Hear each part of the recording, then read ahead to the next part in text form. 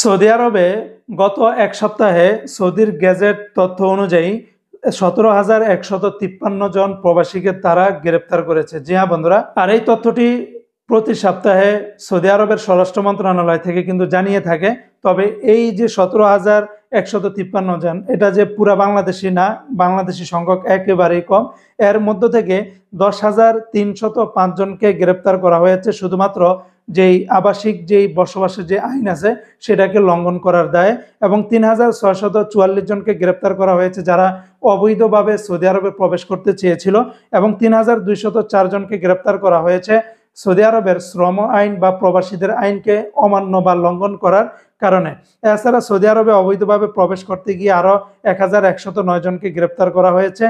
তাদের মধ্যে প্রায় 35% ছিল ইয়েমেনি নাগরিক, সব থেকে বেশি, আর 62% ছিল ইথিওপিয়ান, এবং 3% ছিল অন্যান্য দেশের নাগরিক। তো আপনারা বিষয়টা বুঝেন যে সৌদি আরবে প্রতি সপ্তাহে কিন্তু গ্রেপ্তার করা হয়, তবে এর ভিতরে সব থেকে বেশি গ্রেপ্তার করা হয় ইথিওপিয়ান, তারপরে ইয়েমেনি বা অন্যান্য দেশের নাগরিক যারা অবৈধভাবে প্রবেশ করতে চায়। তবে এক্ষেত্রে বর্তমানে সৌদি আরবের মক্কাতে খুব বেশি পরিমাণে অভিযান চলতেছে, সেটার কিন্তু তথ্যটা সম্পূর্ণ ভিন্ন। এটা ওভারঅল একটা সৌদি আরবের রিপোর্ট তারা দেয় প্রতি সপ্তাহে। তবে এর ভিতরে বাংলাদেশিও রয়েছে, অনেক প্রবাসীদেরকে তারা ধরে ধরে দেশে পাঠিয়ে দিচ্ছে, আবার অনেকের জেল জরিমানা করে তারপরে তাদের সাজা শেষ হলে তারপরে পাঠায়। তাই যারা সৌদি আরবে আছেন আপনারা অবশ্যই যার যার নিজের জায়গা থেকে, অবস্থান থেকে সর্বোচ্চ সেফটি বা সতর্কতার সহিত চলবেন।